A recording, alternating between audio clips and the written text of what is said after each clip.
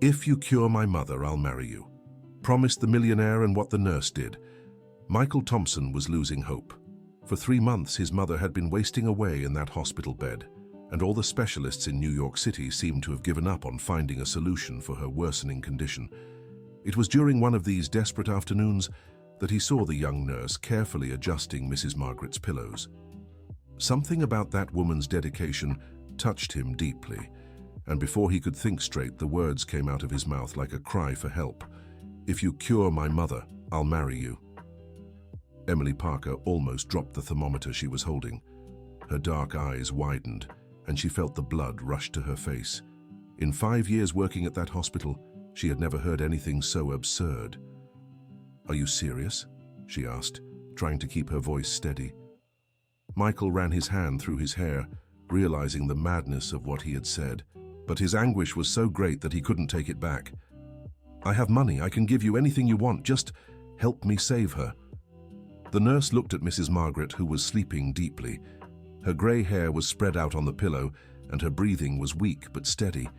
There was something about that woman that had moved her since the first day.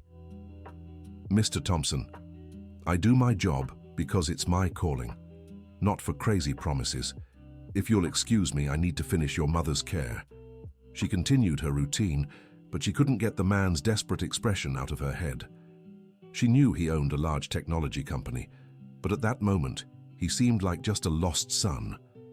During the shift change, Emily looked for the supervisor, Sister Catherine, a woman of nearly 70 who ran the ward with a firm hand but a generous heart. "Sister, I need to talk about the patient in room 312. "Mrs. Margaret, poor dear. Her son seems like a nice young man, but he's desperate. He made a strange proposal today." Emily told her what had happened, and the supervisor shook her head understandingly. "My dear, when people are at their limit, they do crazy things. Don't take it the wrong way. Keep taking care of her as you always do." That night, Emily couldn't sleep. She lived alone in a small apartment in Astoria, and the image of Mrs. Margaret haunted her. There was something familiar about that woman, but she couldn't identify what it was. The next day, she arrived at the hospital earlier than usual. She wanted to review the patient's file calmly, maybe find some clue the doctors had missed. Dr. Robert Wilson, the neurologist in charge of the case, was leaving the room when she arrived. "Nurse Emily, good to see you. Her condition worsened overnight. The tests don't show anything conclusive, but she's getting weaker. Doctor, can I take a look at the old tests? Maybe there's some pattern that went unnoticed." The doctor hesitated. It wasn't common for nurses to question diagnoses, but Emily had an impeccable reputation at the hospital. "You may, but don't get your hopes up too much. We've already consulted the best specialists in the country." Emily spent hours analyzing every detail of the files. Something bothered her about the blood test results. Mrs. Margaret's reactions to medications were inconsistent, as if her body was rejecting treatments that should have worked. Dear listener, if you're enjoying the story, please take a moment to like and especially subscribe to the channel. It really helps us who are just starting out. Now continuing. Michael appeared in the hallway just before noon, carrying a bouquet of yellow flowers. "These are for you," he said, handing the flowers to Emily. "I'm sorry for my attitude yesterday. I am desperate." "Mr. Thompson, you don't need to do this. I understand your situation, but I'm a professional. I know, it's just that she's all I have left. My father passed when I was a child, and my mother raised me alone. I built this company thinking about giving her a better life, but now that I have everything, I might lose the only thing that really matters." Emily felt her heart tighten. There was a sincerity in his suffering that touched her deeply. "Your mother must be proud of everything you've accomplished." "I don't know if she is. I worked so much that I've barely spoken to her in years. I only came to visit her on holidays, you know, and now it might be too late." They walked together to the room. Mrs. Margaret was awake, looking out the window with a distant expression. "Mom, I brought flowers to brighten up the room," said Michael, forcing a smile. "How beautiful, son. Yellow like the ones in the garden of our old house," she murmured in a weak voice. Emily noticed how the lady's eyes lit up for a moment when she spoke about the flowers, but soon returned to that melancholy emptiness. It was as if she was living more in memories than in the present. During the following days, Emily observed that the patient responded better during moments when they talked about the past. She decided to investigate more about Mrs. Margaret's life. Mrs. Margaret, have you always lived in New York City? No, dear. I came from the countryside, from a small town near Rochester. I was a music teacher at the local school. Music? How interesting. What instrument did you teach? Piano mostly. I also had a small conservatory. I dreamed of being a concert pianist, but life took me down other paths. Michael, who was sitting in the corner of the room, looked up in surprise. Mom, you never told me that. You never asked, son. The silence that followed was heavy. Emily felt she had touched on an old wound between mother and son. That night, after her shift, she went to the public library to research complementary therapies for patients in a weakened state. She found several studies on the impact of music on patient recovery. The next day, she brought her small portable radio and tuned it to a classical music station. Mrs. Margaret's reaction was immediate. Her fingers began to move gently, as if she were playing imaginary keys. Chopin, she murmured. Nocturne in E-flat major. You recognize it? How could I not recognize it? It was the first piece I learned to play properly. I was 17. For the first time in weeks, Mrs. Margaret seemed truly present. Emily decided to note everything in the medical chart, even though she knew some doctors might think it was nonsense. Dr. Wilson did not like the initiative at all. Nurse Emily, music doesn't cure anyone. I don't want to see that radio here again. But doctor, she improved noticeably. Her vital signs stabilized while the music was playing. Coincidence. Don't turn my hospital into a concert hall. Emily left the conversation frustrated, but she didn't give up. She started bringing headphones and played music softly for Mrs. Margaret during basic care. Michael noticed the difference. She's more awake today. What are you doing differently? Talking about things she likes. Your mother has many interesting stories. I don't know any of them, he admitted sadly. It's never too late to get to know them. That afternoon, Emily brought a chair for Michael and suggested he spend more time talking with his mother. At first it was difficult. They seemed like strangers trying to find a common language. Mum, tell me about that time when you taught music lessons. Oh, my son, those were hard but happy times. I had a special student, little Olivia. She had a natural talent, but her family was very poor. What happened to her? I gave her free lessons on Saturday afternoons. Her mother was a cleaner, just like my own mother had been. I believed that music could change the girl's destiny. Emily listened from afar, organizing medications. Something in that conversation touched her deeply.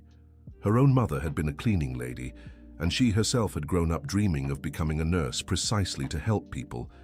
Michael seemed to be discovering a mother he never knew. Why did you never tell me these stories? You were always busy, son. Since you were little, you only thought about studying, working, getting ahead in life. I didn't want to get in the way of your dreams. But I would have liked to know. I would have liked to know better the woman who raised me. Tears streamed down Mrs. Margaret's eyes. It was the first time in months that she had cried, and paradoxically, it seemed like a good sign. Emily decided to research more about music therapy on her own. She spent part of her salary buying specialized books and spent late nights studying. She discovered that some patients responded better when they reconnected with important aspects of their past identities. Over the weekend, she went to her grandmother's house in Jamaica to pick up a small keyboard she had received as a teenager. Grandma Ruth, her 82-year-old grandmother, was curious. What do you want that for, my granddaughter? It's for a special patient, Grandma. She was a music teacher. Ah, then you're on the right track. Music heals more than medicine sometimes. On Monday, Emily arrived at the hospital with the keyboard hidden in a bag. She waited for Dr. Wilson to leave for lunch and set up the small instrument next to the bed. Mrs. Margaret, I brought a surprise. The lady's eyes lit up when she saw the keyboard. Oh, my dear, it's been so long. With trembling fingers, she played a few notes. At first it was out of tune, but soon her muscle memory began to return. A simple but touching melody filled the room. Michael arrived at that moment and stopped at the door, moved. It was a song he vaguely recognized from childhood, something his mother used to hum while making dinner. "Mom, come here, son. This was the song I played to put you to sleep when you were a baby." He approached the bed, and for the first time in decades, mother and son shared a moment of true closeness. Dr. Wilson chose that exact moment to return from lunch. "What is this?" "Nurse Parker, I did not authorize musical instruments here." "Doctor, look at the monitors. Her vital signs have improved significantly." It was true, Mrs. Margaret's blood pressure was more stable and her heart rate had normalized. "That doesn't mean anything. Remove that instrument immediately."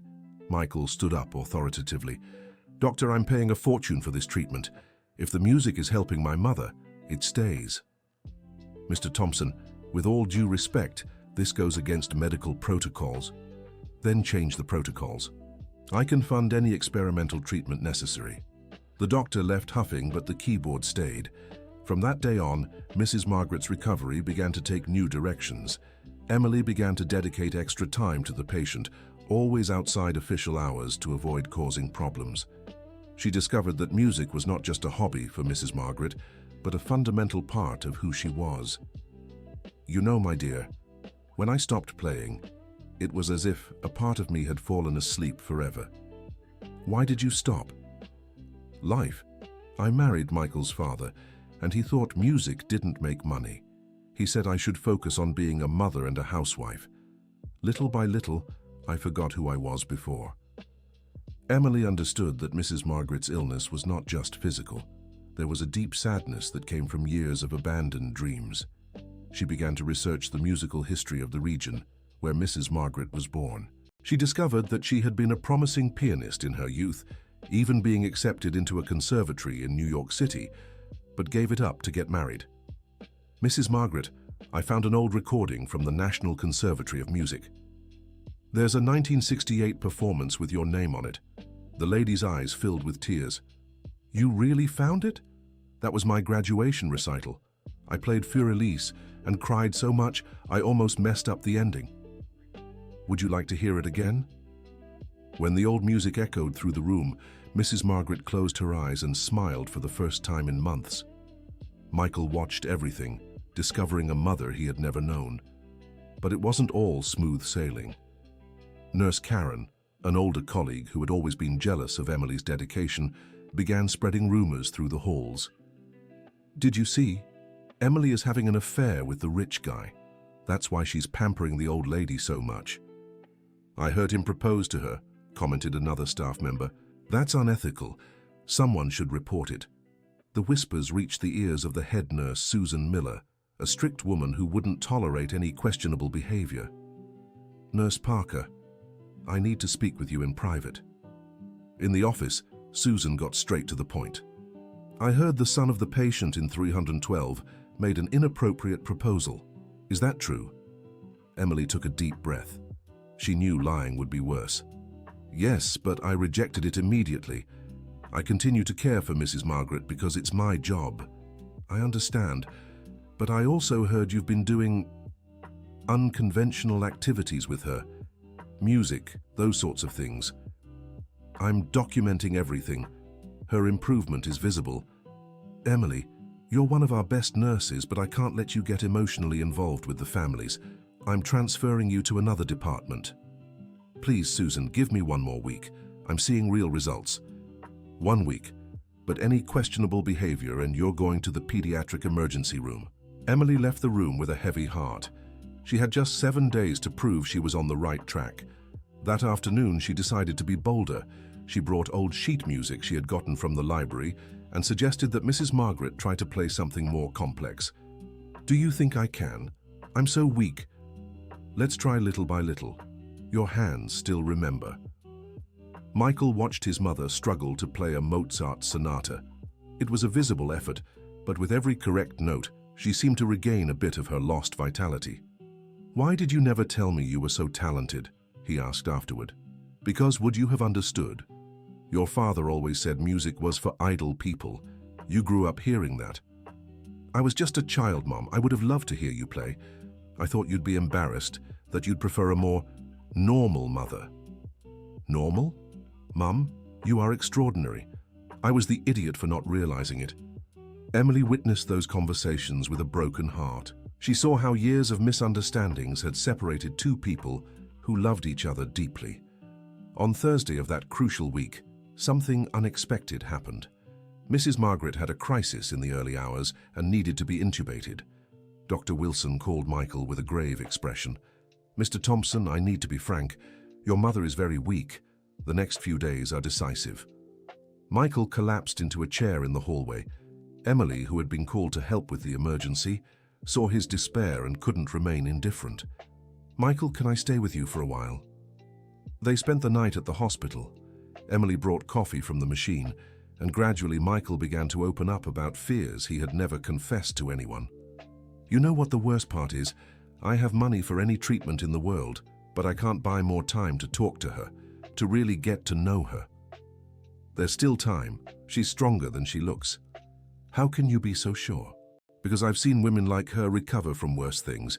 Your mother has a strong reason to fight you. I'm not a good reason. I was an absent son. But you're here now. That matters more than you think." On Friday morning, Mrs. Margaret showed surprising improvement. She was taken off the ventilator and managed to speak a few words. "Son," she called with a hoarse voice. "I'm here, Mom. I had such a real dream.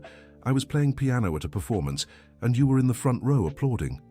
When you get out of here, I'll go to every recital you want to give. Promise?" "I promise." Emily smiled, seeing the connection strengthening between them, but she knew there was still much work ahead. Dear listener, if you're enjoying the story, take a moment to like and especially subscribe to the channel. It really helps us, who are just starting out. Now, continuing. Dr. Wilson, although reluctant, couldn't deny that the patient was improving, but he refused to admit that music had any role in it. "These are normal fluctuations in the clinical condition," he insisted to other doctors. Nurse Karen, seeing the patient's improvement and the growing closeness between Emily and the family, intensified her gossip. "She's manipulating that family. You'll see, she'll end up marrying the rich guy after all." "That's pure jealousy," defended Sister Catherine, who had observed Emily's dedicated work. "Jealousy of what? Of someone who uses patients to get ahead in life?" The situation became tense when Karen decided to file a formal complaint with the hospital administration, alleging unethical behavior. Emily was called to a meeting with the board the following Monday. She was nervous but determined to defend her method of care. "Nurse Parker," began Director Dr. William Davis, "we have reports that you have been behaving inappropriately with the Thompson family." "I can explain everything, Doctor." She presented her detailed notes, the patient's improvement charts, and the research she had done on music therapy. Her defense was technical and passionate. "I understand your dedication," said Dr. Davis, "but I also need to consider that you rejected a marriage proposal from the patient's son and yet continue to give her special attention. That might seem suspicious." "My attention is professional, Doctor. Mrs. Margaret is responding to a specific stimulus. It would be medical negligence to ignore that." "Even so, I will assign another nurse to the case. You will be temporarily transferred." Emily's heart sank. She knew that losing contact with Mrs. Margaret at that moment could be fatal to the progress they had made. That afternoon, she went to say goodbye to the patient with tears in her eyes. "Why are you crying, dear?" "They're moving me to another department, Grandma Ruth. Another nurse will take care of you." "No!" The lady became agitated in bed. "You're the only one who understands me." Michael arrived at that moment and saw his mother's agitated state. "What's happening?" Emily explained the situation, and he became furious. "This is absurd. I'm going to talk to the board right now." "Michael, no. That will only make things worse. I won't let them do this to you, or to my mother." He left determined for the director's office, but Emily followed him. "Please, don't make this about money or influence. Let me prove my professional worth." "How?" "They've already decided. Give me 48 hours. If your mother doesn't show significant improvement, I'll accept the transfer without complaint." Michael looked at her with admiration. There was a courage in that woman he had never seen before. "All right, but if you succeed, I want to do something special for you. I don't need anything, I just want your mother to get better." During the next 48 hours, Emily worked tirelessly. She combined the prescribed medications with regular music sessions, memory exercises based on old songs, and most importantly, moments of reconnection between mother and son. Mrs. Margaret began to speak more, eat better, and even managed to sit up in bed without help. More importantly, your eyes have come back to life. Dr. Wilson was intrigued by the recovery. I must admit there's considerable improvement. Perhaps we should study this approach more carefully. Doctor, may I continue monitoring the case? For now, yes, but I want detailed reports of everything you do. Emily celebrated internally, but knew there were still challenges ahead. Mrs. Margaret was improving physically, but still carried decades of sadness over abandoned dreams. One Thursday afternoon, while helping the patient bathe, Emily noticed an old scar on Mrs. Margaret's right wrist. Mrs. Margaret, how did you hurt yourself here? The woman hesitated before answering. It was an accident, a long time ago. Something in her tone worried Emily. That scar looked intentional, not accidental. She decided not to press the matter at the moment, but remained attentive. Michael appeared later with a surprise. He had hired a piano tuner to check an old instrument that had been stored in the building where his mother lived. Mum, do you remember your piano? Of course I remember. Your father made me sell it when you were born. Said we needed the money for the layette. He lied. The piano is still there, just covered up and forgotten. I'm going to bring it back to your home. My son, that's crazy. I can barely stand. Then we'll wait until you're strong enough. But when you leave here, I want you to have your piano back. The emotion on Mrs. Margaret's face was intense. She held her son's hand with a strength she hadn't had in months. Would you really do that? I'd do anything to see you happy again. Emily watched that moment knowing she was witnessing a healing that went far beyond traditional medicine. Mother and son were reconnecting through music, but the challenges weren't over. The following week, Emily's ex-fiancé, Jason Brooks, showed up at the hospital. Emily, I need to talk to you. Jason, what are you doing here? I heard you've been working too much, dedicating yourself to impossible cases. I came to get you. Get me? To get back together. I was wrong when I ended our engagement. That fight was silly. Emily was confused. Jason had broken up with her 6 months before, claiming she cared more about her patients than him. Jason, it's over. We've both moved on. But I couldn't move on without you. I came to suggest we move to the countryside. I have a job offer in a small town. We can have the simple life we always dreamed of. The conversation was happening in the hallway, and Michael passed by at that moment on his way to his mother's room. He saw the man trying to convince Emily of something and felt a strange pang in his chest. It wasn't jealousy, or at least he didn't want to admit it was. Sorry to interrupt, he said, approaching. Emily, my mother is asking for you. I'm coming, Michael. Jason, we'll talk later. Who is that? Jason asked with a possessive tone. He's a patient's son. It's none of your business. Emily, you're getting too involved with these people. This isn't going to work out. What isn't going to work out is you showing up here after months trying to control my life. Michael heard the argument from a distance and realized Emily was upset. When she entered his mother's room, he noticed she seemed shaken. Are you okay? He asked kindly. Just some personal problems, nothing that will interfere with my work. If you need to talk, thank you, but I'll be fine. Mrs. Margaret, even weakened, sensed the tension in the air. Dear, what happened? You seem worried. It's nothing, Mrs. Margaret. Shall we continue with the exercises? But the woman wasn't convinced. With the sharp intuition that mothers develop, she noticed something different in the interaction between her son and the nurse. Michael, you like Emily, don't you? Mom, he blushed, don't pretend with me. I can tell when my son is interested in a woman. She's special, different from anyone I've ever met. But I also know it was foolish of me to make that absurd proposal. It really was. But I also know your intentions were good. It doesn't matter. She has a boyfriend, and I ruined any chance of friendship with my stupidity. Boyfriend? Ex-boyfriend. He showed up today wanting to get back together. Mrs. Margaret became thoughtful. She had noticed how Emily looked at Michael when he wasn't watching, and how he lit up when she entered the room.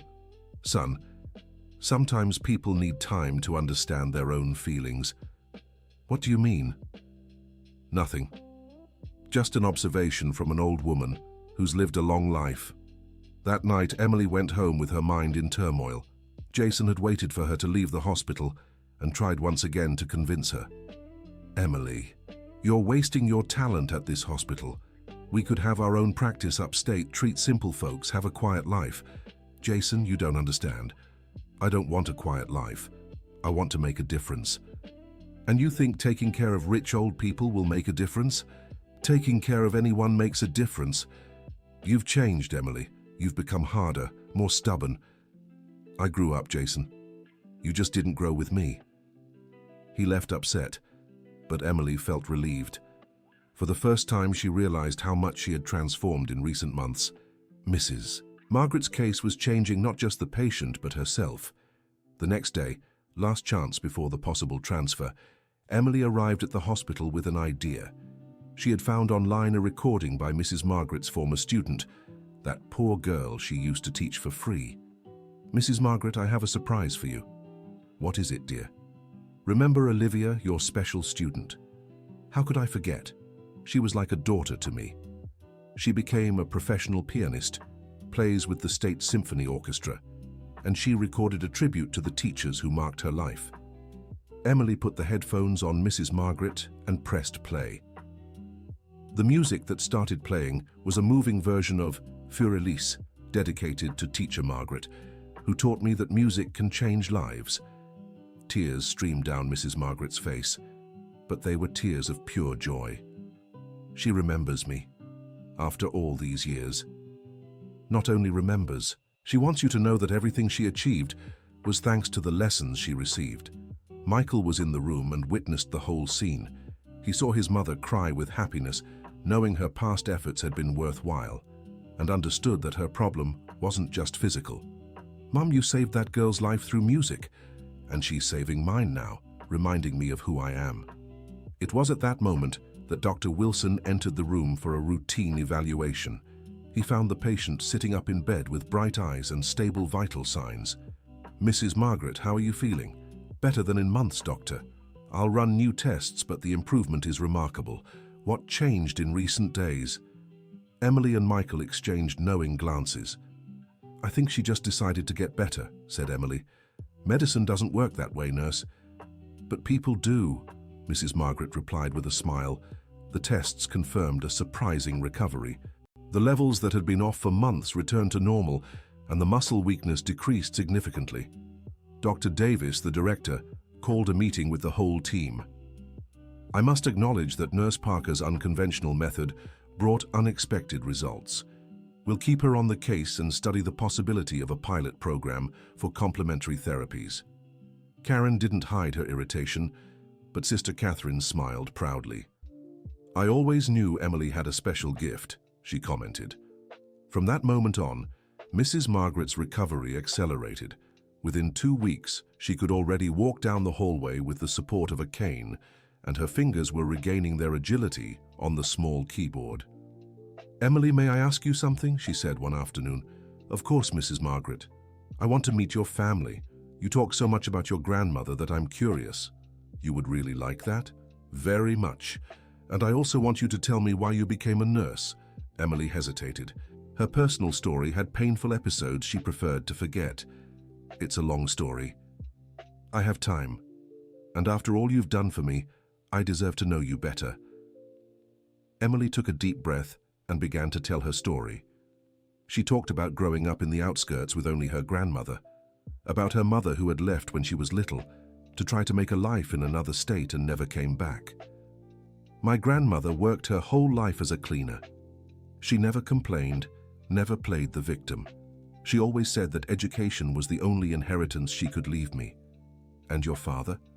"I never knew him. My grandmother raised me alone. That's why I can recognize strong women when I see them." Mrs. Margaret held Emily's hand affectionately. "Your grandmother did a wonderful job. You are an exceptional young woman." "Thank you. You are special too." "You know, dear, there's something I need to tell you. About that scar you noticed. Emily paid attention, feeling she was about to hear something important. It was when I found out I was pregnant with Michael. I was 22 and had just been accepted into a conservatory in Paris. It was my lifelong dream. And what happened? His father said I had to choose, music or family. At the time, I thought I couldn't have both. I was so desperate that, well, I thought about doing something foolish. Emily understood. The scar hadn't been an accident, but you didn't do it. No. A neighbor noticed my state and convinced me to talk to a priest in the community. He told me I could be a mother and a musician at the same time, that I didn't need to abandon my dreams. And why did you abandon them anyway? Because I didn't believe it was possible. It was too hard to fight against my husband's opinion and that of the whole society. I chose the easiest path. Don't you think that was cowardice? I do. It was the greatest cowardice of my life, and I regret it every day. Michael appeared at the door at that moment and heard the last words. Mother, what are you talking about? About the dreams I abandoned to raise you. I didn't know. If I had known. It's not your fault, son. It was my choice. But now, seeing Emily's courage in fighting for what she believes in, I realized it's never too late to start over. What do you mean? I want to play again, for real. Not just as therapy, but as a passion. Emily smiled, seeing the determination return to Mrs. Margaret's eyes. That was what was missing to complete the healing, the reconnection with her own identity. Dear listener, if you are enjoying the story, please take a moment to like the video and especially to subscribe to the channel. It really helps us who are just starting out, now continuing. Mrs. Margaret's recovery motivated Dr. Wilson to research more about music therapy. He discovered international studies that proved the method's effectiveness in similar cases. Nurse Parker, I would like you to present this case at a medical conference next month. Me? But doctor, I'm just a nurse. That's exactly why. You brought a perspective that we doctors lose during our training, the human perspective. Emily was honored but also nervous. Presenting to an audience of renowned doctors would be a big challenge. Michael offered to help. I can fund any material you need for the presentation, slides, equipment, whatever is necessary. I don't need your money, Michael, but thank you for offering. Then let me help you in another way. I'm good with presentations because of my work. That's fine, but no special favors. I want to earn this on my own merit. They began working together to prepare the presentation. During the afternoons, after caring for Mrs. Margaret, they would meet in the hospital library to organize data and develop the structure of the lecture. Are you sure you want to do this? Asked Michael one of those afternoons. Why? Because I know how the academic world is. They can be cruel to those who aren't part of their group. I'm used to fighting, Michael. I didn't just start now. I know. It's one of the things I admire most about you.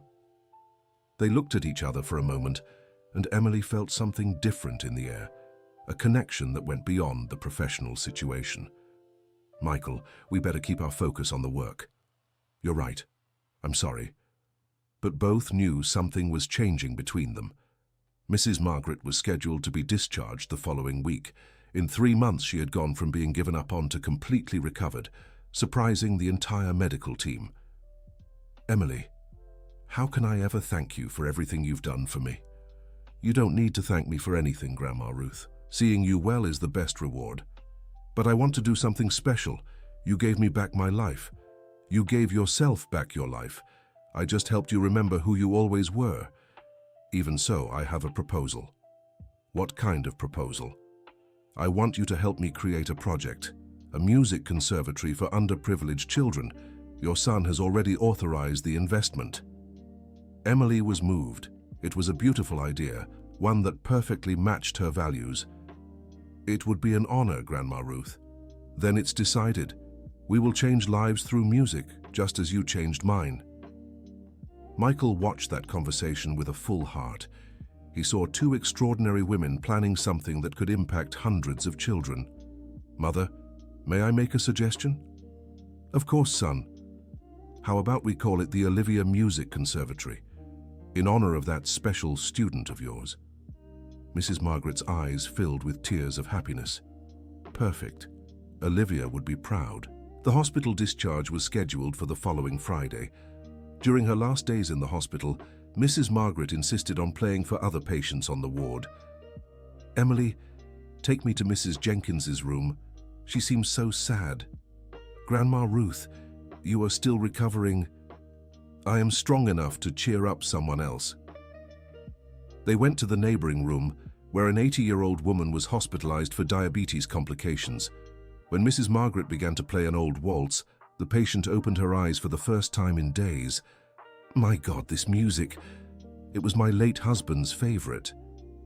"Then it was he who asked me to play it today," replied Mrs. Margaret with a smile. Emily saw how music created instant connections between people who had never met before. This was what she wanted to bring to the medical conference, proof that caring for the patient as a whole person was more effective than treating just symptoms. Dr. Wilson, who had initially resisted the method, was now publicly advocating for the approach. Nurse Parker achieved results that our traditional medicine did not. We need to study this seriously. The news of Mrs. Margaret's extraordinary recovery spread through the hospital. Other doctors began seeking out Emily to better understand her method. Dr. Jonathan Klein, head of the geriatrics department, was the most interested. "Nurse, I have cases similar to Mrs. Margaret's. Patients who don't respond to conventional treatments. Would you agree to work with us on an experimental program?" "I accept, doctor, but with a few conditions." "Which are?" "I want the autonomy to apply unconventional methods when I deem it necessary. And I want other nurses to be trained in this approach." "Done. You will be our coordinator of integrated therapies." It was a significant promotion, something Emily had never imagined possible so early in her career. Michael found out the news through his mother. "She deserves it, son. She's an exceptional professional." "I know, and I also know I'm falling in love with her." "And what are you going to do about it?" "Nothing. At least not now. I don't want her to think I'm pressuring her out of gratitude." "Very sensible. But don't wait too long either. Women like her don't stay alone for long." The day before discharge was emotional. Several hospital staff members said goodbye to Mrs. Margaret, who had become dear to everyone. Karen, the jealous nurse, also showed up. "Mrs. Margaret, I hope you make a full recovery." "Thank you, dear. And you, be kinder to Emily. She's a special young woman." "Yes, ma'am." Karen left embarrassed. Her attitudes during the hospitalization had become evident to everyone. On Friday morning, Michael arrived early to pick up his mother. He found Emily doing the last dressings. "Are you nervous about the presentation at the conference?" "Very. I've never spoken to so many important doctors." "You'll do well, I'm sure." "Michael, can I ask you something?" "Of course." "Why did you make that absurd proposal on the first day?" He blushed but decided to be honest. "Because I saw how you cared for her with genuine affection. It wasn't just a job to you. And I was so desperate that I thought by promising something impossible, maybe you'd make the impossible happen." "And now? Do you still think you need absurd promises?"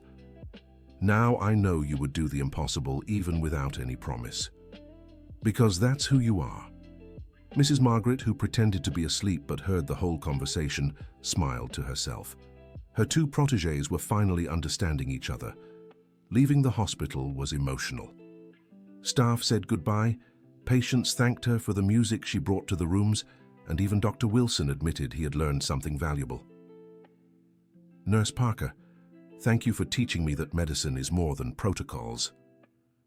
"Thank you for giving me the chance to prove it, Doctor." Michael took his mother to her apartment on the Upper East Side. The piano had been tuned and placed in the living room with a view of the park. "My God, how I missed it," said Mrs. Margaret, stroking the keys. "Play something for us," asked Michael. She played the same piece she had played for Emily at the hospital, but now with strength and confidence. The notes filled the apartment with a joy that hadn't been felt there for decades. Emily, who had been invited for Mrs. Margaret's first day at home, watched the family reconnection scene with emotion. "Mrs. Margaret, can I ask a personal question?" "Of course, dear." "Do you think it's possible to start over at 70? "I'm sure it is. In fact, I think some things we can only do when we mature enough to understand what really matters. And if the person is afraid? Fear is normal, but it's worse to live with the regret of not having tried. Michael listened to that conversation knowing it applied to him too. He had spent years fearing emotional openness, and it almost cost him his relationship with his mother. The following Sunday, he invited Emily to lunch. "It's not a date," he clarified quickly. "It's just a thank you. That's fine, but I'll pay my share." "Emily, I'm serious, Michael. I don't want to feel indebted to anyone." They went to a simple restaurant in the neighborhood where she lived. Michael, used to fancy places, was surprised to enjoy the simplicity of the environment. "Is this place special to you?" "I've been coming here with my grandmother since I was a child. Mrs. Jenkins, the owner, watched me grow up." "And your grandmother?" "I'd like to meet her." "She'd love to meet you too. She's always asking about that special case I've been taking care of." During lunch, they talked about everything except what really mattered. Both felt a growing attraction, but neither wanted to make the first move. "Emily, can I be honest about something?" "Go ahead." "These last few months have completely changed my perspective on life. Before, I thought success was just money and recognition. And now? Now I know that success is having people who truly care about you, like how you cared for my mother. And how your mother cares for you. Exactly. And how I care about you." Emily felt her heart race but tried to stay rational. "Michael, I think we're confusing gratitude with other feelings. Do you really think so?" "I don't know, that's why I prefer to take it slow. I understand and I agree. I don't want to ruin this by rushing." They finished lunch with a silent agreement. They would get to know each other better before defining what that connection meant.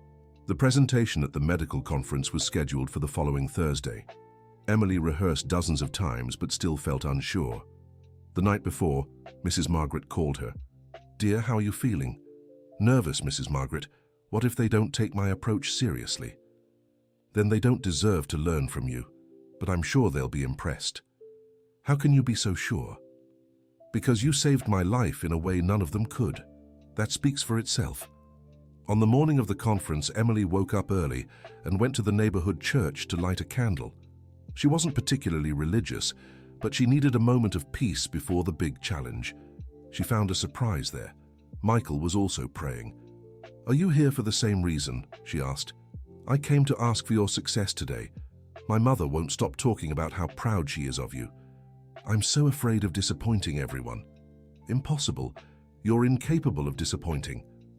They left the church together, and Michael insisted on accompanying her to the conference venue. "You don't have to, Michael. I know you have work commitments. There's nothing more important today than being there to support you." The conference took place in the auditorium of a large hospital in downtown New York City. Emily took the stage with trembling legs, but a determined heart. "My name is Emily Parker. I've been a nurse for 5 years, and I'm here to present a case that changed my view of what it means to heal someone."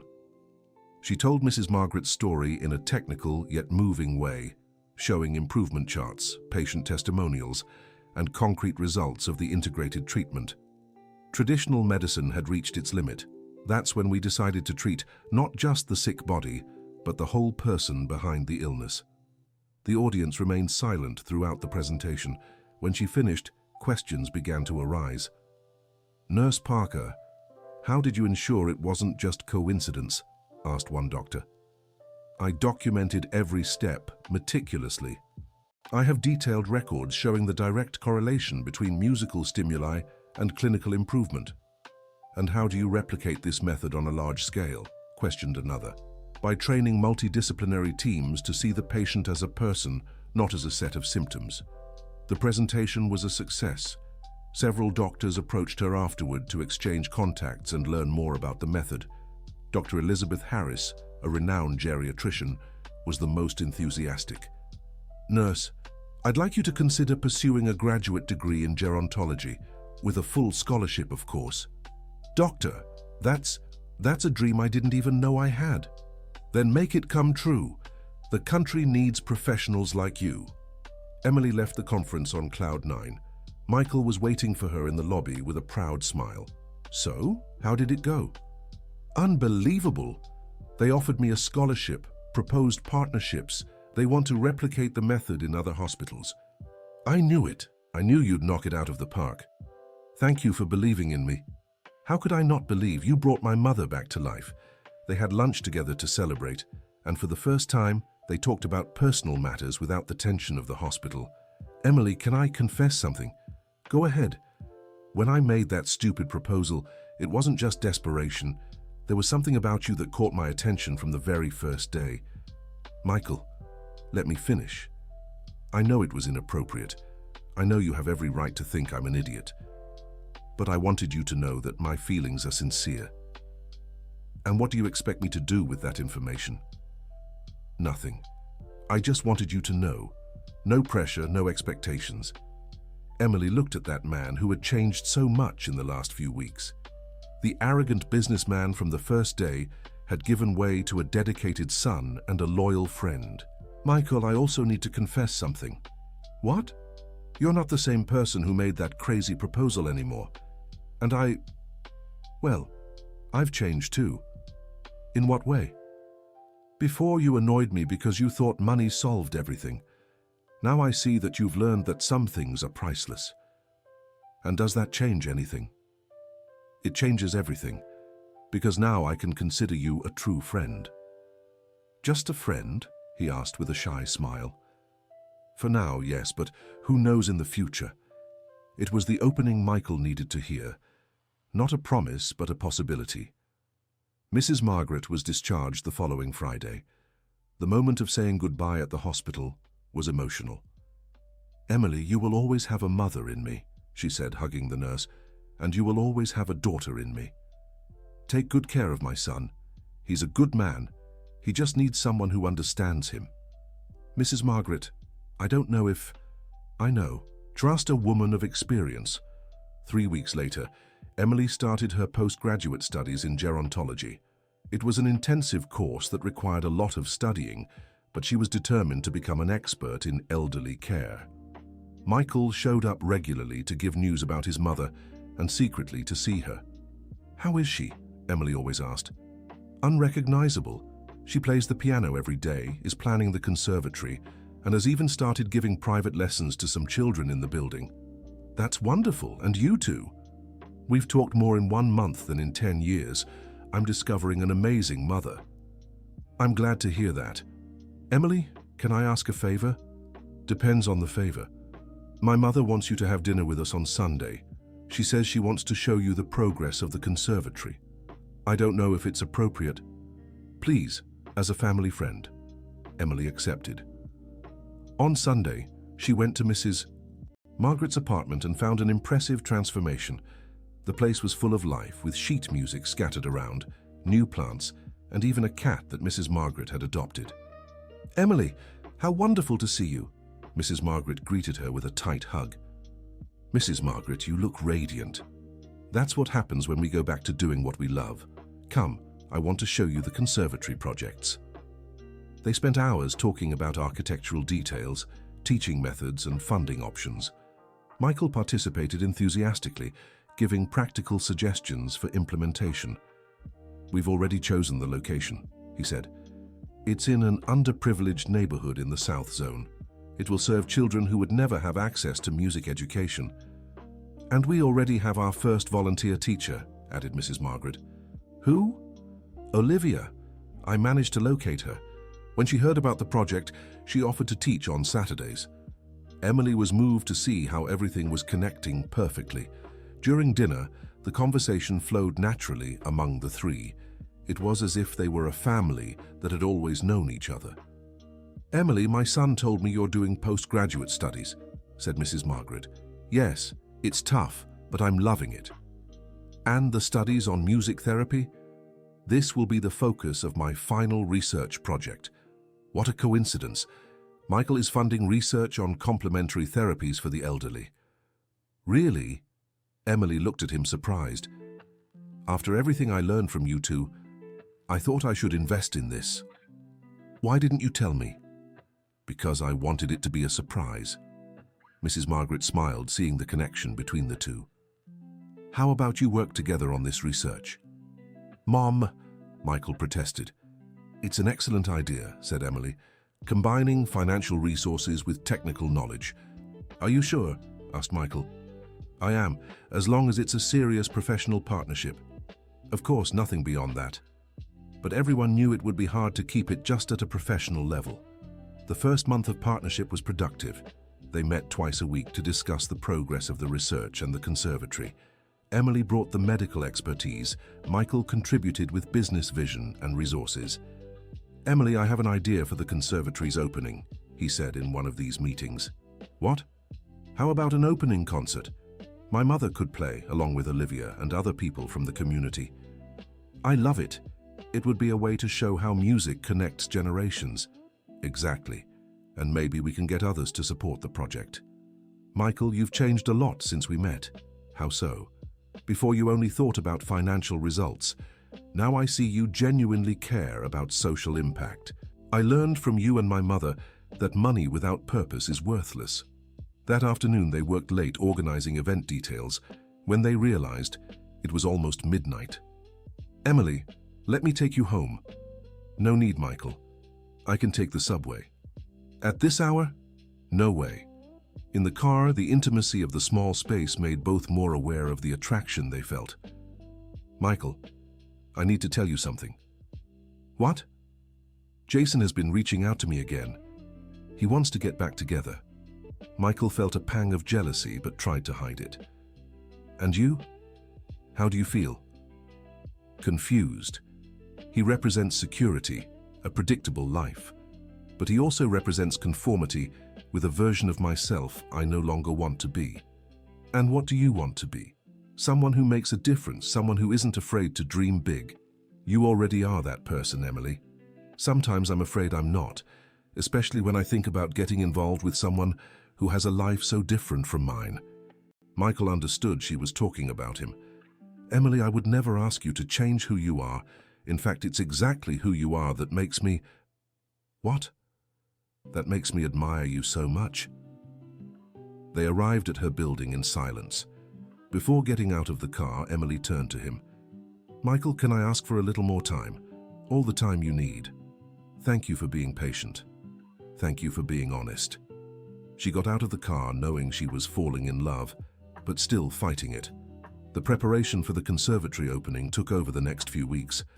Mrs. Margaret was vibrant, organizing the musical program and decorations with youthful enthusiasm. "Son, I need a favor," she said to Michael one afternoon. "Of course, Mom. What do you need?" "I want to invite Grandma Ruth, Emily's grandmother, to the opening." "Why?" "Because I know they are very close, and also because I'm curious to meet the woman who raised such a special granddaughter." "Great idea. I'll call Emily and ask." "Even better, let's visit them. I want to see where Emily grew up." The following Saturday, Michael and Mrs. Margaret went to Grandma Ruth's house in Jamaica. It was a simple but impeccable house, full of photos of Emily from different times in her life. "Grandma Ruth, it's a pleasure. I'm Margaret Thompson, the mother of the businessman my granddaughter took care of." The 82-year-old woman studied Margaret with sharp eyes. "Exactly. And I came to thank you personally for what your granddaughter did for me. She's always been special. Since she was little, she wanted to take care of everyone." The two ladies understood each other immediately. That afternoon, they exchanged life stories and discovered many similarities. "Ruth, did you raise your granddaughter alone?" "I did. Her mother left when Emily was 8 years old. We never heard from her again." "That must have been hard." "It was. But it was also the greatest joy of my life. That girl gave me the strength to live when I thought I had no reasons left." Michael listened to those stories, understanding more and more about Emily's inner strength. She had grown up overcoming adversities, just like her grandmother. "Grandma Ruth, I'd like you to be our special guest at the conservatory's inauguration." "Me? But I don't understand anything about music." "You understand love. And that's what makes music special." "Then I accept. It will be an honor." Emily arrived at that moment and found the three most important people in her life talking in the living room. "What are you all up to?" "Just getting to know each other's families better. said Mrs. Margaret, with a mischievous smile. During the snack, Grandma Ruth told childhood stories about Emily that made her blush with embarrassment. "Grandma, stop that." "Let me tell it, child. Michael needs to know what a stubborn girl you were." "Stubborn?" Michael pretended to be surprised. "Very. When she decided she was going to help someone, there wasn't a force in the world that could make her give up." "That hasn't changed a bit," commented Mrs. Margaret. "It's true," Michael agreed. "Thank goodness." Later that afternoon, as they were saying goodbye, Grandma Ruth pulled Michael aside. "Young man, can I give you some advice?" "Of course, Grandma Ruth. My granddaughter is like a flower that needs time to bloom. Don't force anything. Let her come to you when she's ready." "And if she's never ready?" "She will be. She just needs to be sure you won't give up on her like so many others have in her life. I would never do that. Then be patient. Good things take time to build." The inauguration week was intense. The local press was interested in the story of the conservatory created in honor of a former student, and Mrs. Margaret gave interviews talking about her rediscovery of music. "It's never too late to start over," she said in an interview with a neighborhood newspaper. "Music saved me twice. First when I was young and needed a profession, and now when I needed a reason to live." Emily watched the interview, moved. The fragile woman from months ago had become an inspiration for people of all ages. On the eve of the inauguration, she was organizing the last details when Michael appeared at the conservatory. "It's looking so beautiful," he said, looking at the rooms equipped with pianos, guitars, and other instruments. "Your mother fulfilled a dream she didn't even know she had. And you fulfilled her dream. That's more valuable than any money I've invested here. Michael, can I say something?" "Of course. These months have made me realize things about myself that I didn't know." "What kind of things?" "That I'm braver than I thought. That I can dream big without losing touch with reality. And that I deserve someone who sees me the way you see me." "How do I see you?" "As someone capable of achieving anything she sets her mind to." Michael slowly approached her. "Emily, may I ask if I'm still just a friend to you?" "You may ask. Then I ask, am I still just a friend?" She looked into his eyes and saw sincerity, admiration, and something deeper. "No, you're not just a friend anymore." "What am I then?" "You're someone who makes me want to be an even better version of myself." "Is that good or bad?" "It's scary, but good." They kissed right there, in the middle of the conservatory they had built together, surrounded by the promise of music and hope they would bring to hundreds of children. The inauguration of the Olivia Music Conservatory was a landmark event.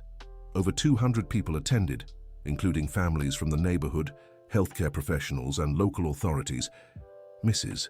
Margaret opened the ceremony by playing Für Elise with an emotion that moved the entire audience. When she finished, she received a standing ovation that lasted several minutes. "This music saved my life twice," she said into the microphone. "The first time when I was 17 and needed to believe I had talent.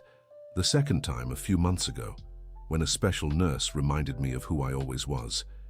Emily, who was in the audience next to Grandma Ruth, cried with emotion. Olivia, now a 40-year-old professional pianist, played next. Her performance was technically perfect, but also filled with gratitude. "Professor Margaret," she said after playing, "you changed my life when I was a child. Now I want to help change the lives of other children, and we'll do it together, my dear." The highlight of the ceremony was when Mrs. Margaret called Emily to the stage. "I want to introduce you to the nurse who saved my life. But more than that, I want to introduce the co-founder of this conservatory and the woman my son loves." Emily blushed but didn't deny it. Michael went up on stage and held her hand. "Mom, I think you're being very direct." "Son, at 70 years old, I don't have time for excuses." The audience laughed and applauded. It was clear to everyone that there was something special between Emily and Michael. After the ceremony, there was a party in the outdoor area of the conservatory. Emily was talking to authorities about possible partnerships when Jason appeared. "Emily, can I talk to you?" "Jason, what are you doing here?" "I came to congratulate you. I read about the conservatory in the newspaper. What you did is very beautiful." "Thank you, but how did you find me?" It wasn't hard. You always talked about creating something to help people. Michael saw Emily's ex-fiancé and discreetly approached, not interfering, but ready to support her if necessary. Emily, I came to apologize, Jason continued. You were right about following your dreams. I was the one who was too small to dream along with you. Jason, you don't need to... Yes, I do. And I also came to say that I found someone who matches who I am. We're getting married next month. I'm happy for you, sincerely, and I'm happy to see that you found your place in the world. And it seems you also found someone who deserves you. He discreetly looked at Michael and smiled.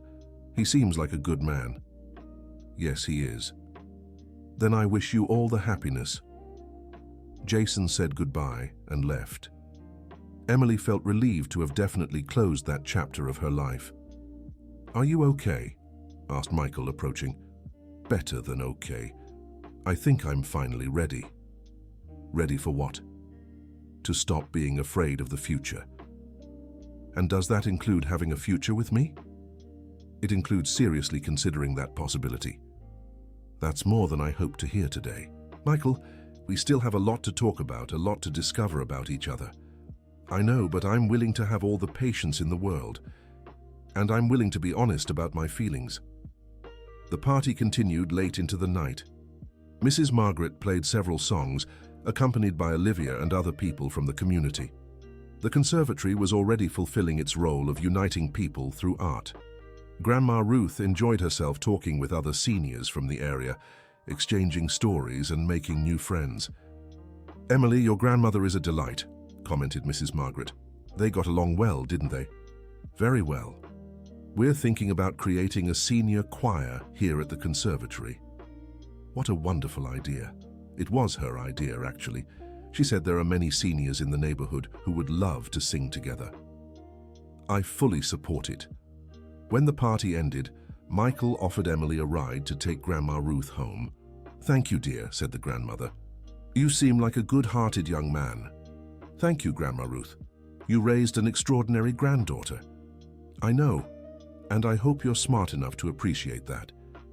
You can be sure I am.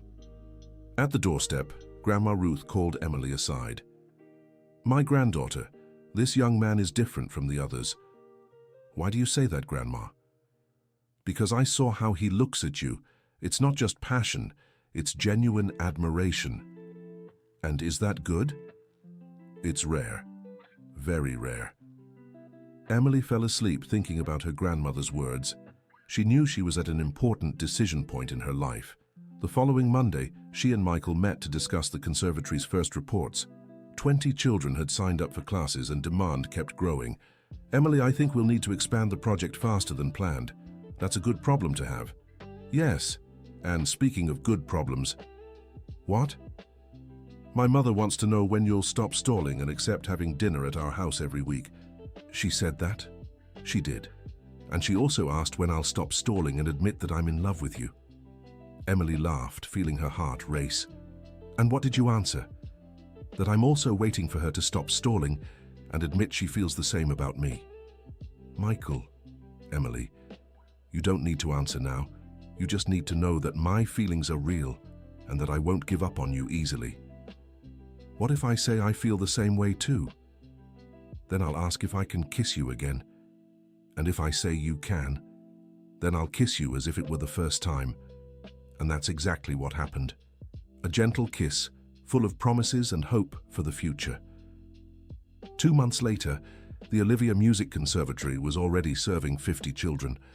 Margaret had become a beloved figure in the community, and the senior choir created by Grandma Ruth had 20 participants. Emily defended her thesis with honors, presenting Margaret's case as the main study of how integrated therapies could revolutionize geriatric care. Your work will become a national reference, said Dr. Elizabeth Harris, who had become her advisor. I hope it can help other professionals understand that caring for the elderly means caring for entire life stories. It certainly will. We already have invitations from hospitals in other states interested in the method. That evening, Emily celebrated with Michael and Margaret at an intimate dinner. Emily, I have a gift for you, said Margaret. Mrs. Thompson, you didn't have to. It's something that belonged to my mother. She would be happy knowing it's with someone who values music as much as you do. It was a small treble clef brooch, delicately crafted in gold. It's too beautiful. I can't accept it. You can and you will accept it. It's so you always remember that music saved 2 lives, mine and yours. How mine? Because it was through music that you found your professional path and also your path to the heart. Emily looked at Michael, who smiled emotionally. You're right. Music connected all of us. And now it will connect hundreds of others through the conservatory. 6 months after Margaret's hospital discharge, Emily had become a national reference in integrated therapies for the elderly. She received invitations to speak across the country and had been accepted into a master's program in gerontology at a federal university. Michael expanded his business to include an assistive technology division for the elderly, inspired by everything he had learned from his mother and Emily. You know what the best part of all this is? He said during a walk in the park near his mother's house. What? It's that we're not just building a relationship. We are building a life with purpose. That's exactly how I feel. Emily, can I ask you an important question? Go ahead. Do you see yourself spending the next few years by my side? Not just romantically, but as a life partner, a partner in projects, in dreams. Michael, are you... I'm not proposing marriage yet. I'm asking if it's worth seriously investing in each other. It is, it definitely is. Then let's do this right. No rushing, no crazy promises. Just 2 people choosing each other every day. In that case, I accept. The first year together was one of constant discovery. They traveled through upstate New York implementing community music conservatories in small towns.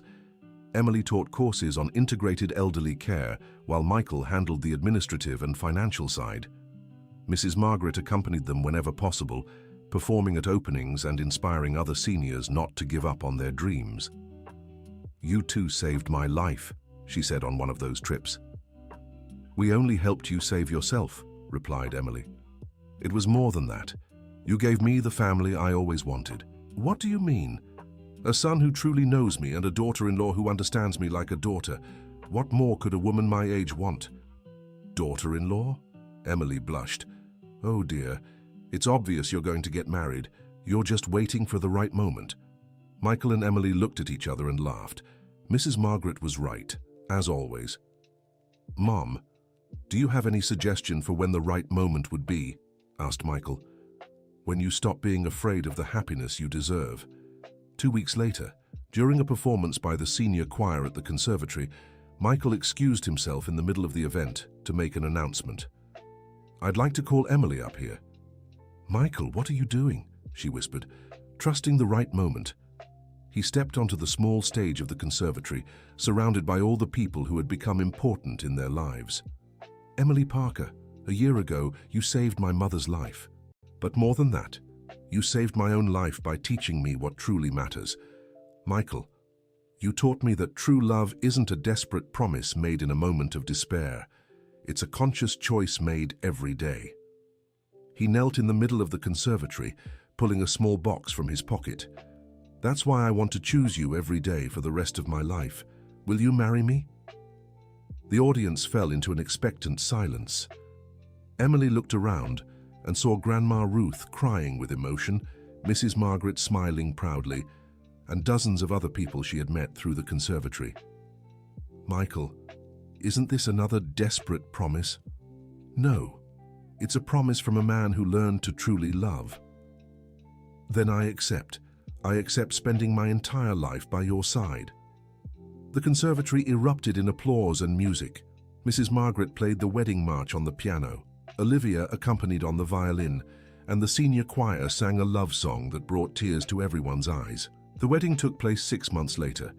In a simple ceremony in the hospital chapel where it all began, Mrs. Margaret played during the ceremony, Grandma Ruth was Emily's matron of honor, and Dr. Wilson offered to give the blessing, admitting he had learned a lot about humanized medicine from that family. I never thought I'd one day bless a marriage that started with such an inappropriate proposal, he joked during the ceremony. What matters is how it ended, replied Emily. With true love, added Michael. During the reception held at the conservatory itself, Mrs. Margaret gave an emotional speech. A year ago, I was losing the will to live.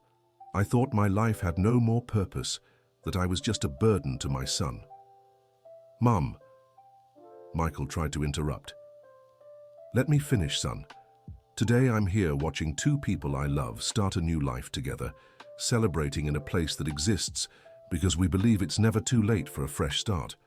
What now? Asked Emily. Now you'll build a beautiful family, keep changing lives through your work and give me grandchildren to teach piano to. Everyone laughed and the party continued late into the night with music, dancing and lots of joy. 2 years later, Emily and Michael had expanded the project to 15 conservatories in different cities in upstate New York. She had earned her doctorate in gerontology, and he had transformed his company into one of the region's leading funders of social projects. Mrs. Margaret, at 72, was one of the most active senior pianists in New York City, giving regular recitals and mentoring young music teachers. Grandma Ruth had moved to an apartment near the couples, becoming the family's official grandmother and a regular participant in the choir. "Emily, I have news for you," said Michael one Sunday morning. "Good or bad?" "Very good. Your research on integrated therapies is going to be published in an international journal." "I can't believe it." And there's more. They offered you a professorship at a state university. You'd be the youngest professor in the gerontology department." "Michael, this is a dream." "I know, and I want you to accept. But what about our projects here?" "We'll adapt. Your work is too important to be limited to just one region. Would you be willing to move?" "I'd move anywhere with you." That afternoon, they shared the news with Mrs. Margaret and Grandma Ruth. "My granddaughter, a university professor," exclaimed Grandma Ruth. "Who would have thought?" "I always knew," said Mrs. Margaret, "since the first day I saw her taking care of me." "And you too? Will you be all right without us around?" asked Emily. "Dear, at this stage in life I've learned that true love knows no distance," replied Mrs. Margaret. "Besides," added Grandma Ruth, "you'll come back often, and we'll visit you too." "And there's one more thing," said Mrs. Margaret with a mischievous smile. "What?" "Olivia told me there's a conservatory in the city you're moving to. Guess who's going to teach there on weekends?" "You?" asked Michael, surprised. "Why not? At 72, I still have a lot of knowledge to share." It was amazing how this woman they had almost lost 2 years ago was now full of plans and energy. The move to the new city happened 3 months later. It was a college town upstate with about 200,000 residents and a vibrant academic atmosphere. Emily took on the professorship in gerontology and immediately implemented an internship program in integrated therapies at the university. Her students split their time between theory and practical work in nursing homes and hospitals in the region. Michael opened a branch of his company in the city, focused on developing assistive technologies for seniors. The combination of Emily's medical knowledge and his business vision resulted in innovative products that improved the lives of thousands of people. "Emily, remember when you said you wanted to make a difference in people's lives?" he asked one evening as they reviewed project reports. "I remember. I think you've done it, and in a way, even you couldn't have imagined. We did it, together. That's true, we make a good team. The best." At the end of the first year in the new city, they received a special visit. Mrs. Margaret and Grandma Ruth showed up to spend a week getting to know the local projects. "You two look so happy," commented Mrs. Margaret. "And how welcoming the city is," added Grandma Ruth. "Do you really only want to stay a week?" asked Emily. "Actually," said Mrs. Margaret, "we've been talking." "About what?" Michael was suspicious. "About us moving here too." "What do you mean?" "Well, son, do you think we're going to stay away from our grandchildren when they come?" "Grandchildren?" Emily blushed. "Aren't you thinking about having children?" asked Grandma Ruth. "We are. I mean, we've talked about it," Michael stammered. "Then it's decided," declared Margaret. "We'll look for apartments here in the city." "Mom, are you sure?" "I am, son. I've learned that a united family is the greatest wealth there is. And I also want to stay close to my granddaughter," said Grandma Ruth, "especially when she needs help with the babies." Emily and Michael looked at each other and laughed. Their grandmothers were already planning the future of the entire family. 6 months later, the two ladies were settled in apartments near the couples. Margaret taught piano at the university as a volunteer teacher, and Grandma Ruth coordinated a group of seniors who visited nursing homes bringing music and companionship. "I never thought that at 83 I would still start a new career," joked Grandma Ruth. "Neither did I, that at 73 I would go back to teaching music," laughed Margaret. The two had become great friends and were constantly plotting surprises for the couple. "Margaret, did you notice how they keep looking at baby magazines?" "I sure did. I think we'll have news soon." "I hope so. I can't wait to be a great-grandmother." Emily and Michael, unaware of the grandmother's conversations, were indeed thinking about having children. The love between them had matured in a solid and balanced way. "Michael, I think we're ready," said Emily one night. "Ready for what?" "To grow our family." "Are you sure?" "I am. I want our children to grow up surrounded by the love we have here. And I want them to know the amazing grandmothers they're going to have. Two extraordinary grandmothers who proved that life can start over at any time, and who taught us that true love is about caring, understanding, and supporting each other's dreams." A year later, Margaret Ruth Thompson Parker was born, a baby who came into the world surrounded by more love than many children receive in a whole lifetime. Margaret cried with emotion upon seeing her newborn granddaughter. "She has Emily's eyes and Michael's smile," she said through tears. "And she'll have the big heart of both grandmothers," added Emily. "Shall we teach her piano?" asked Margaret. "We'll teach her music, medicine, love for others, and everything else she wants to learn," replied Michael. Grandma Ruth held her great-granddaughter carefully, humming a lullaby she had learned from her own mother decades ago. "Welcome to the world, little one. You were born into a very special family."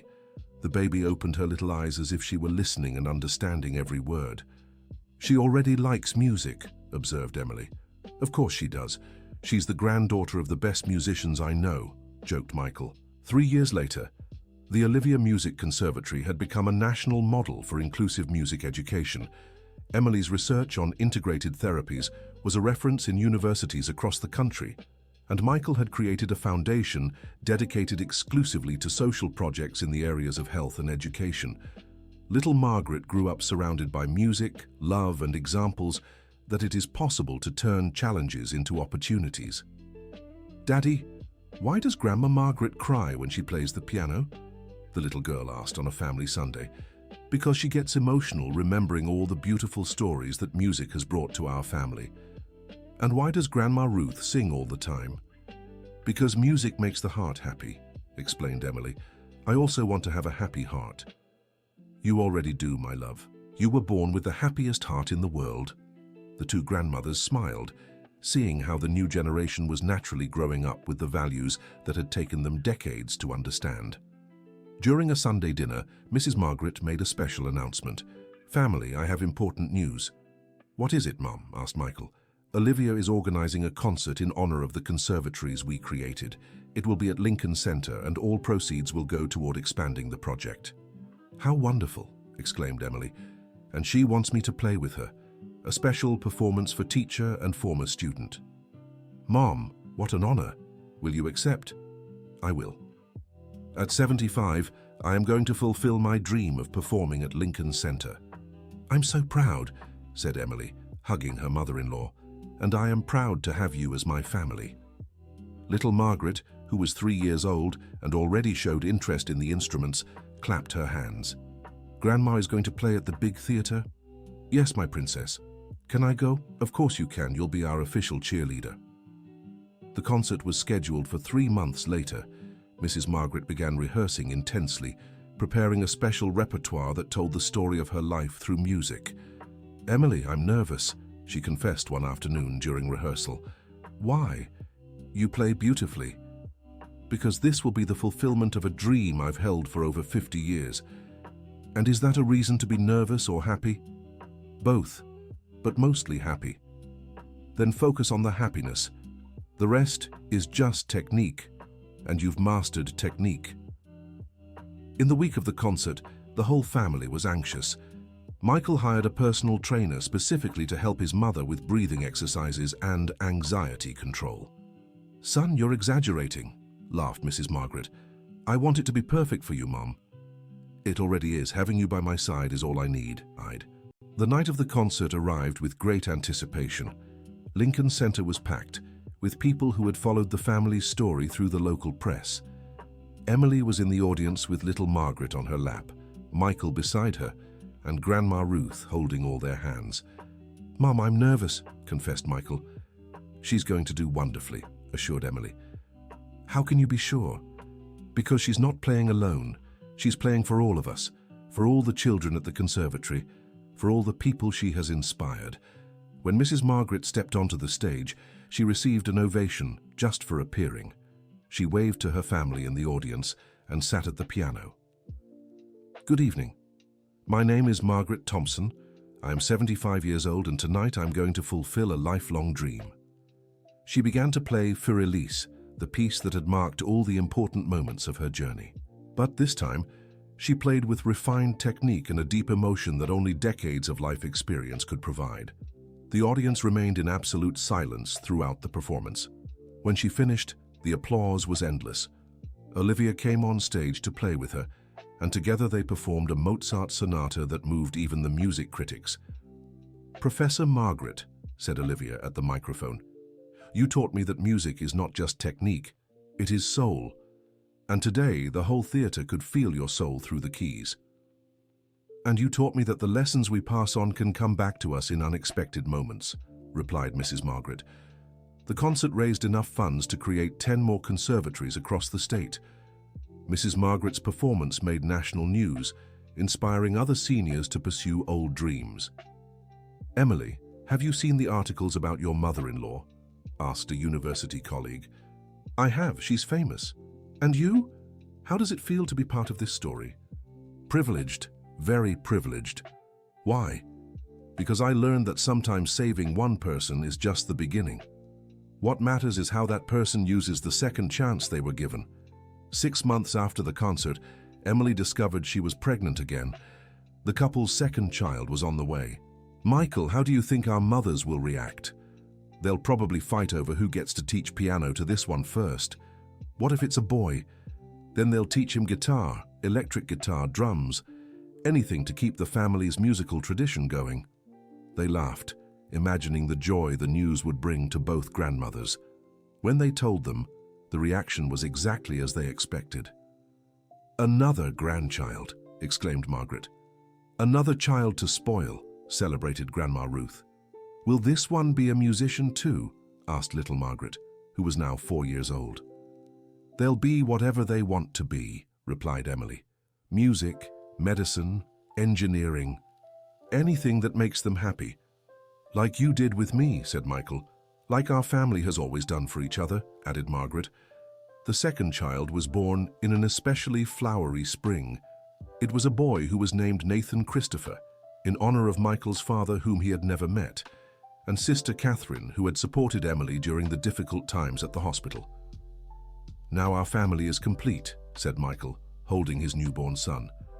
"It's not complete. It's just beginning," corrected Margaret. "What do you mean?" "Because these children will grow up with the values we learned together. They'll care for others, create new projects, spread love and music throughout the world." "You're always right," said Emily.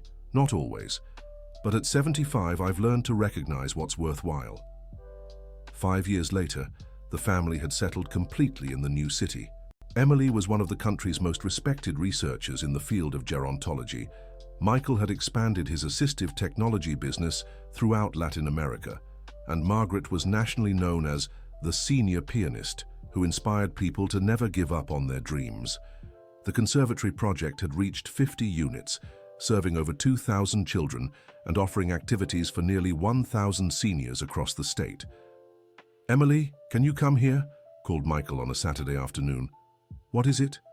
"A special letter arrived for you." It was an invitation from the Department of Health to coordinate a national program of integrated therapies in public hospitals. "Michael, it's the recognition you always deserved. But it means I'll travel a lot, have less time at home. And it means thousands of patients will receive the compassionate care you created. Would you support me?" "Always. Just like you supported me when I decided to transform my company. How do we manage to balance everything? Family, work, social projects? Because we've learned that when things are done with love, they complement each other instead of competing. Little Margaret, now 7 years old, interrupted the conversation. "Daddy, Mommy, Grandma Margaret wants you to see something." They went to the living room and found Margaret teaching piano to Nathan, who at 3 years old already showed natural talent. "Look at this," she said proudly. "He can already play Twinkle, Twinkle, Little Star with both hands." "Grandma, teach me another one," asked the boy. "Of course, my love. How about Happy Birthday? Your sister's birthday is coming up soon." Emily and Michael watched that scene knowing they were witnessing the continuation of a cycle. The music that had saved Margaret was now being passed on to a new generation. "Michael, do you know what moves me the most about all this?" whispered Emily. "What?" "Seeing that absurd proposal you made 5 years ago ended up saving much more than just your mother. It saved all of us, and it will keep saving others through everything we've built together. Do you think my mother was right from the beginning, that all this was destined to happen?" "I don't know if it was destined, but I know it happened because all the right people were willing to fight for what they believed in. And do you believe in us? I believe in us. I believe in what we've built, and I believe our story is just beginning." End of story. And you? What did you think of this story of love, perseverance, and music? Tell us in the comments if you've ever experienced a similar situation where care and dedication transformed not just one life, but an entire family. Do you believe it's never too late to start over? Leave your like to support more heartwarming stories like this one, and subscribe to the channel so you don't miss any of our narratives. Your participation makes all the difference.